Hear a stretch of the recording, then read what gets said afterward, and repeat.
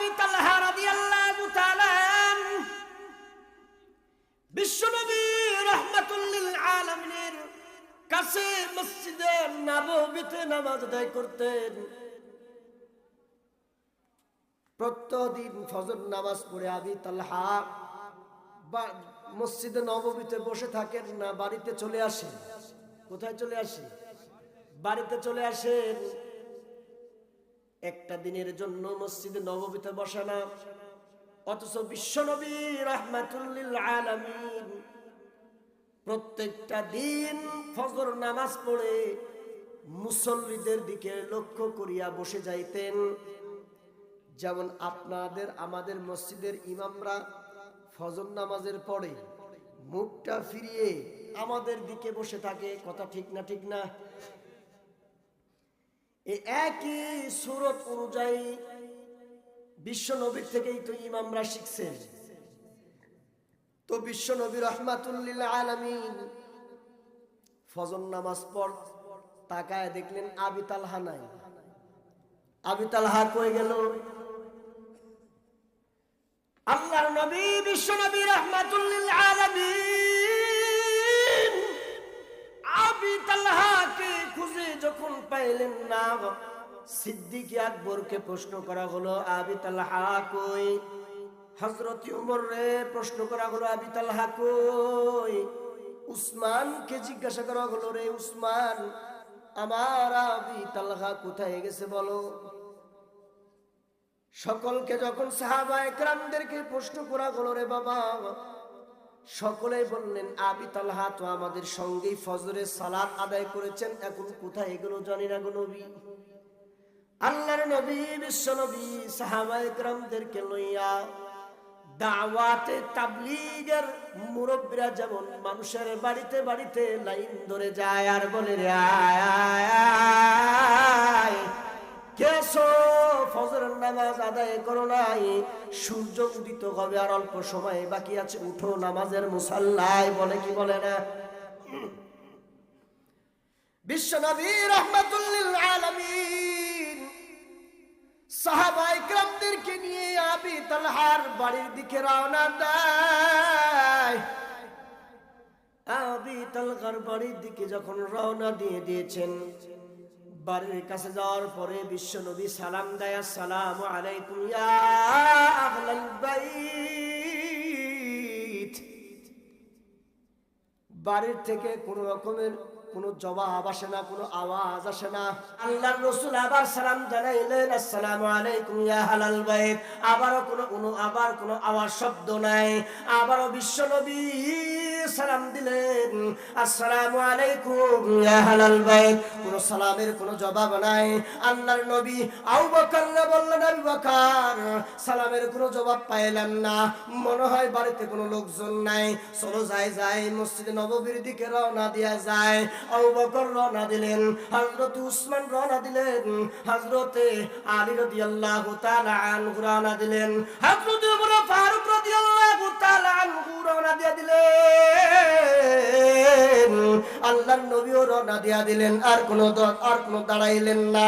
রওনা যখন দিয়া দিলেন, হঠাৎ করে পিছন দিক থেকে কেমন জানি আওয়াজ আসে, ওয়া আলাইকুমুস সালাম ইয়া আইয়ুহান নবিয়্যু ইয়া আইয়ুহার রাসূল। আল্লাহু আকবার বলেন। পিছন দিক থেকে সালামের জবাবের আওয়াজটা যখন বিশ্বনবীর কর্ণধরের ভিতরে আওয়াজটা ধাক্কা মারলেন, আল্লাহর নবীর বুকের উপরে থক করে উঠলেন। ও সাহাবীরা রে আয়, পিছন দিক থেকে কেমন জানি আমি আবি তালহার আওয়াজ পাইতেছি রে বাবাই। দেখি আবি তালহা হয়তো বাবারের কামরার ভিতর থেকে বাইরে হয়েছে। আল্লাহর নবী বিশ্বনবী আবি তালহার কাছে এসে জিজ্ঞাসা করলেন, রে আবি তালহা, আমি বিশ্বনবী তোমারে সালাম দিলাম, তুমি সালামের জবাব দিলা না, আসতে দেরি করলা, কারণটা কি জানবার চাই। এক নাম্বার কারণ, তুমি কেন সালাম দিতে দেরি করলা এটা জানবার চাই। দুই নাম্বার কারণ হলো, ও আবি তালহা, প্রত্যহ ফজরের নামাজের পরে আমি বিশ্বনবী তুমি আবি তালহাকে আর খুঁজে পাই না, কারণটা কি জানবার চাই। ও বন্ধুরা আমার, মুরব্বী বাবাজিরা রে, আপনাদের কাছে আমি প্রশ্ন রাখবার চাই, এই দুইটা প্রশ্নের অ্যানসার শুনে এখান থেকে যাইতে কে কে রাজি আছো? দুই হাত তুলে আল্লাহ পাকরে দেখাও। লিল্লাহি তাকবীর, নারা তাকবীর। হযরতে আবি তালহা রাদিয়াল্লাহু তাআলা আনহু যখন সালামের জবাবটা দিল, মনে আছে তো আপনাদের? মনে আছে না? হযরতে আবি তালহা সালামের জবাব যখন দিয়া দিবেন, বিশ্বনবী রাহমাতুল লিল আলামিন আবি তালহাকে বলতেছে, আবি তালহা, প্রত্যেক দিন তুমি ফজর নামাজ পড়ে চলে আসো, কারণ কি? আবার সালাম দিলাম, সালামের জবাবটা দিলে না, দেরি করলা, এর কারণটা কি? হযরতে আবি তালহা এক উত্তরে বলতেছেন, ওগো নবীজি, ফজরের নামাজের পর সূর্য উদিত হতে বেশি সময় কিন্তু আর বাকি থাকে না। আল্লাহর নবী গো, আপনি যখন কালো কালো অবস্থান থাকে, আবহাওয়াটা কালো, অন্ধকার অন্ধকার, আপনি নামাজের মুসাল্লায় দাঁড়াইয়া নামাজের ইমামতি শুরু করছেন, আমরা যাইয়া নামাজের মুসাল্লায় দাঁড়াইয়া যাই মুক্তাদি হইয়া। যখন আপনি নামাজের তেলাওয়াত করতে করতে এক পর্যায়ে যখন নামাজ শেষ করেন, তখন কেমন জানি ফর্সা হয়ে যায়, কেমন জানি সূর্য উদিত উদিত হবে, উঠবে উঠবে ভাব। আমি আর বেশিক্ষণ আর বসে থাকতে পারি না গো নবী, দৌড় দিয়া বাড়িতে চলে আসি। বাড়িতে আসার পরে আমি আমার কামরার ভিতরে ঢুকি, বিবিরে সালাম দিয়া, সালাম দেওয়ার পরে যখন বিবির কামরার ভিতরে ঢুকে যায় গো নবী, আমি আমার শরীরের বস্ত্রগুলি খুলিয়া আমি আমার বিবিকে পরাইয়া দেই। আমার বিবি তখন গর্ত থেকে বাইরে হইয়া আমি বস্ত্র খুলে দেই, ওই বস্ত্রগুলি পরিধান করে, আর আমি গর্তের ভিতরে ঢুকিয়া পড়ি, আর আমার বিবি নামাজের মুসাল্লা দাঁড়াইয়া নামাজ আদায় করে গো নবী। এই জন্য আমি প্রত্যেক দিন ফজর নামাজের পরে আপনার কাছে আর বেশি থাকতে পারি না। আল্লাহর নবী, বিশ্ব নবী রাহমাতুল লিল আলামিন আবি তালহা কে বলতেছে, আবি তালহা, এ বাবা, তোর এত বড় কষ্ট, এত বড় কষ্ট নিয়ে তুই থাকস, আমারে বললি না? আল্লাহর নবীকে কয়, গো নবীজি, লজ্জায় আপনাকে কি বলবো, আমার ভাষা ছিল না। হযরতে আবি তালহা বলতেছেন, গো নবী, আমি নিজের শরীরের কাপড়গুলি খুলে খুলে আমার বিবিরে দেয়, আর আমার বিবি কাপড়গুলো পরিধান করে নামাজ পড়ে, যাতে করে সূর্য উদিত হওয়ার আগেই ফজর নামাজটা শেষ হয়ে যায়। যখন ফজর নামাজ শেষ হয়ে যায় গো নবী, ইতিমধ্যে আমার বিবি নামাজের মুসাল্লায় দাঁড়ায়, আর আমি আবি তালহা বাড়ির ভিতরে গর্ত করা আছে, সেই গর্তের ভিতরে আমি আবি তালহা আছি। আর আপনি সালাম দিয়েছেন, আমি সালামের জবাবটা দিতে পারি নাই, এই জন্য আপনার কাছে আমি ক্ষমা প্রার্থী গো নবী। আমি উলঙ্গ অবস্থায় আপনার কাছে কেমনে দাঁড়াই?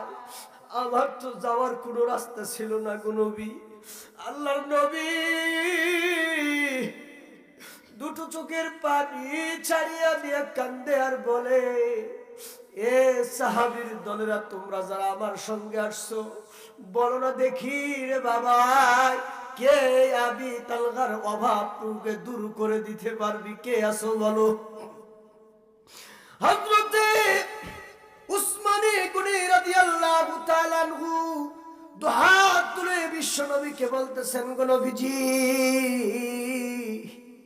যদি অনুমতি হয় তাহলে আমি আবি তালহার এই অভাব দূর করে দিব, আপনি যদি পারমিশন দেন। এ বাবা, এ মা, হযরত উসমানে গনি রাদিয়াল্লাহু তাআলা আনহু বাজারে চলে গেলেন। বাজারে যাওয়ার পরে বস্ত্র নিয়ে আসলেন, আবি তালহার জন্য বস্ত্র নিলেন, আবি তালহার বিবির জন্য বস্ত্র নিলেন। বস্ত্রগুলি ক্রয় করিয়া বিশ্ব নবীর কাছে চলে আসলেন। আল্লাহর নবীর কাছে আসার পরে বলতেছেন, নবী গো, এই যে দিলাম বস্ত্র, এই বস্ত্রগুলি আপনি আবি তালহারে দান করে দেন, আমার পক্ষ থেকে দিয়ে দেন হাদিয়া। এ বাবা, মা, কিয়ামতের কঠিন ময়দান, এমন একটি ময়দান হবে রে বাবা, সকল মানুষগুলি ইয়া নাফসি করে কাঁদতে থাকবে। এক পার্শ্বে নবীরা ইয়া নাফসি বলে কাঁদবে, আরেক পার্শ্বে আল্লাহর ওলিরা ইয়া নাফসি বলে কাঁদতে থাকবে, আরেক পার্শ্বে গাউস কুতুবরা ইয়া নাফসি বলে কাঁদতে থাকবে, আরেক পার্শ্বে বাংলার জমিন শুধু নয়, সারা বিশ্বের আলেম উলামারা ইয়া নাফসি বলে কাঁদতে থাকবে। আল্লাহর নবী হাসরবাসীদেরকে লক্ষ্য করে বলবেন, রে হাসরবাসীরা তোমরা কে আছো, আমার কথাগুলো তোমরা শোনো। হাসরবাসীকে বলা হবে, বান্দা তোমার কাছে আমি বস্ত্র চেয়েছিলাম, তুমি আমারে বস্ত্র দাও নাই। তোমার কাছে আমি খাদ্য চেয়েছিলাম, তোমরা আমাকে খাদ্য দাও নাই। তোমার কাছে আমি পানি চেয়েছিলাম, তোমরা আমাকে পানি দাও নাই। তোমার কাছে আমরা বাসস্থান চেয়েছিলাম, আমি মাওলারে তোমরা বাসস্থান দাও নাই। হাসরবাসী ওরা মাওলা কারীমকে বলবে, আল্লাহ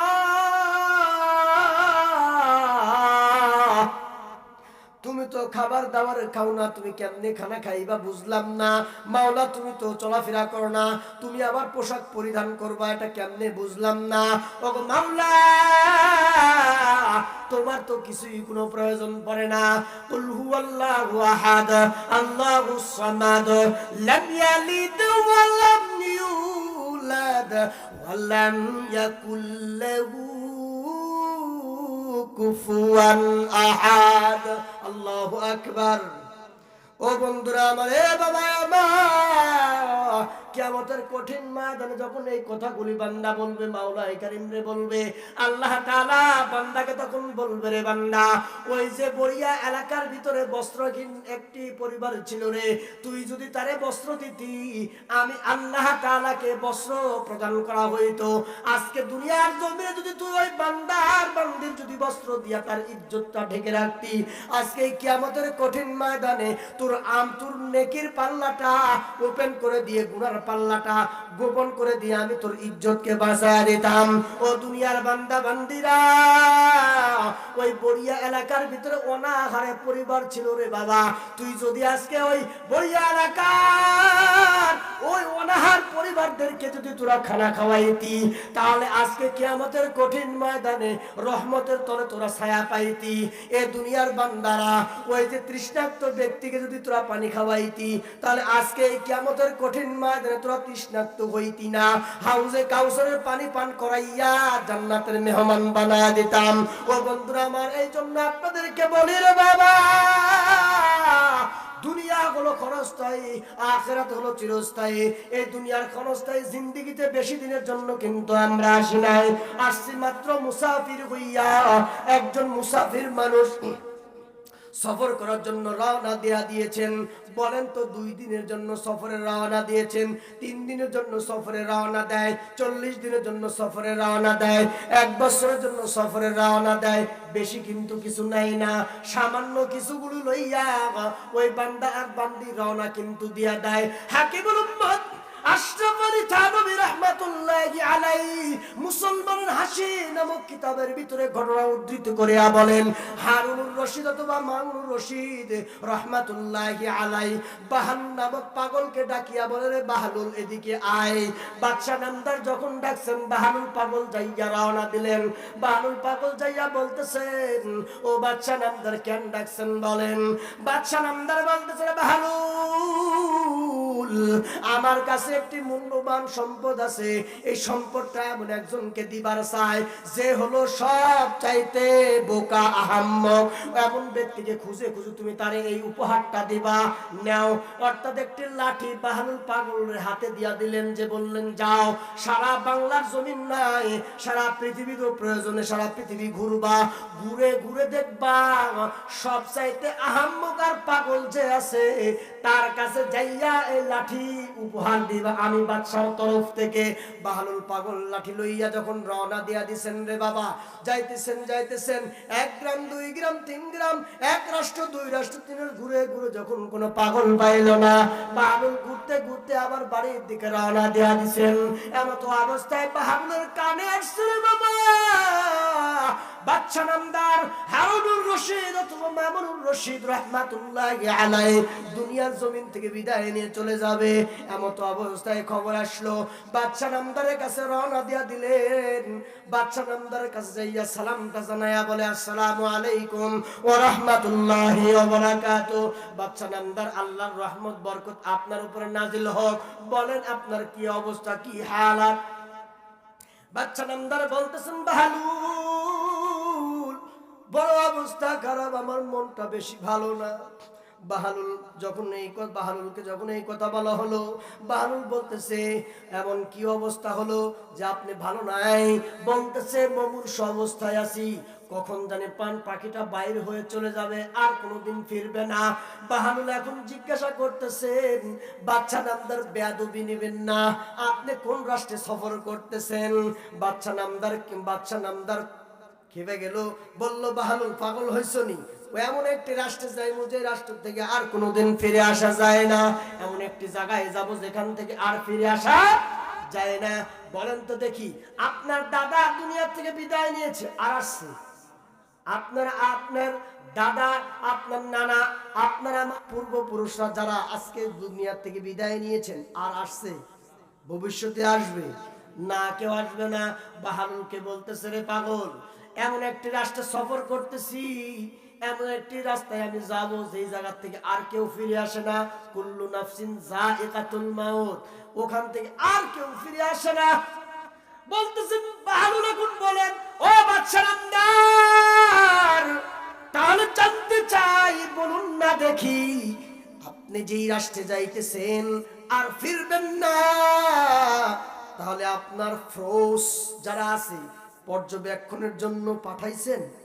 আপনি তো বিভিন্ন জায়গায় গেলে আগে তো পর্যবেক্ষণের জন্য লোক পাঠায়া দেন, আপনার প্রতিনিধি পাঠায়া দেন, সেখানে যাওয়া যাবে কি যাবে না এগুলো পরিদর্শন করে আসার জন্য তো আপনি আগের থেকেই সিআইডি গ্রুপ পাঠায়া দেন। তাহলে কি আপনি পাঠায়া দিয়েছেন? আরে পাগল, কয় রে কি এরকম কোন সিআইডি পাঠানো যায়? ওই জায়গায় কি পাঠানো যায়? বাহালুল যখন এই কথা বললেন, বাদশা নামদার বলল, না না না, সেখানে কোনো ফৌজ পাঠানো যায় না, কোনো ফোর্স সেখানে পাঠানো যায় না। এ বাহালুল, তুমি কি পাগল হয়ে গেল? এখন বাহালুল বলতেছে, বাদশা নামদার, তাহলে সেখানে যাওয়ার জন্য আপনি কি কি নিলেন, কি সরঞ্জাম নিলেন, টাকা পয়সা কতটুক নিলেন, ধন দৌলত কতটুক নিলেন, খাদ্য সমাধি কতটুক নিলেন, সোনাদানা কতটুক নিলেন, আবার আপনার প্রতিনিধি সেলাফান্ডা কতগুলি নিবেন? কি দরকার আছে না? এগুলা সফরের জন্য দরকার, আপনি তো যেখানে যাবেন সেখানে তো দরকার। বাদশা নামদার বলতেছে, বাহালুল, এই মুহূর্তে আমি দেখলাম তোমার চাইতে বড় পাগল আর নাই। বাহালুল বাদশা নামদারকে বলতেছে, বাদশা নামদার, এমন একটা জায়গায় যাবে যেই জায়গা থেকে আর কোনোদিন কেউ ফিরে আসে না, এমন একটা জায়গায় যাবে যেই জায়গাতে আর কোনো ফৌজ, কোন রকমের কোন মানুষ পর্যবেক্ষণের সিআইডি গ্রুপকে পাঠানো যায় না। ও বাদশা নামদার, এমন একটা জায়গায় যাবে যেই জায়গাতে কোনো সরঞ্জাম আপনি পাঠাইতে পারলেন না। ও বাদশা নামদার,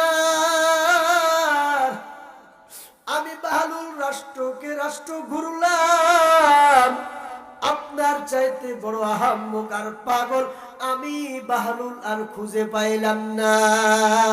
এই যে নেন আপনার লাঠি, আপনাকেই আমি হাদিয়া দিয়া দিলাম। হারুনুর রশিদ বা মামুনুর রশিদ রাহমাতুল্লাহি আলাইহি দুটো চোখের পানি ছাড়িয়া দিয়া বলতেছে, রে বাহালুল, এই মৃত্যু সজ্জায় তুমি আমার আর অন্তরের ভিতরে আর ব্যথা আমার দিও না রে বাহালুল। আমার কোনো আমল নাই, নেক আমল করতে পারি না। আমার দাদা মারা গিয়েছে, আমার দাদি মারা গিয়েছে, আমার আব্বা জান মারা গিয়েছে, আমার আম্মা জান দুনিয়া থেকে বিদায় নিয়ে চলে গিয়েছেন রে বাহালুল। কেউ তো কিছুই নিয়ে যাইতে পারে না। যায়। এ বাবা, এ বন্ধুরা আমার, আপনাকেও আমাকে একদিন এই দুনিয়া থেকে বিদায় নিয়ে চলে যেতে হবে। আপনিও একদিন দুনিয়া থেকে বিদায় নিয়ে চলে যাবেন। মাইকে অ্যানাউন্স করা যাবে যে অমুক ব্যক্তি দুনিয়ার জমিনে আর নাই। বড়িয়া যাবে, মসজিদের ইমাম সাহেবরে ডাকা হবে আর বলবে, হুজুর আমার আব্বাজান দুনিয়া থেকে বিদায় নিয়ে চলে গিয়েছেন, একটু আসেন। ইমাম সাহেবরে যখন ডাকা হবে, ইমাম সাহেব এসে বলবে, রে ভাই 7টা বড়ই পাতা নাও, অথবা 11টি বড়ই পাতা নাও, অথবা বেজোড় সংখ্যা বড়ই পাতা লইয়া হান্ডির ভিতরে গরম পানি নাও। গরম পানি করাইয়া সাবান রেখে গোসলটা করাইয়া দিবে রে বাবা। গোসলটা করানো যখন শেষ হয়ে যাবে, সুন্দর শুকনা কাপড় দ্বারা আপনার আমার শরীরকে যখন মুছে দেওয়া হবে, মুছে দেওয়ার পরে রে বাবা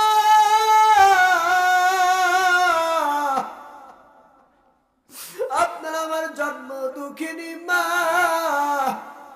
কলিজার টুকরাকে যখন শেষ গোসল করিয়ে দেওয়া হবে, শেষ গোসল করানোর পর 3টা টুকরা কাপড় অথবা 7টা টুকরা কাপড় আপনাকে আমাকে পরিধান করিয়ে দেওয়া হবে।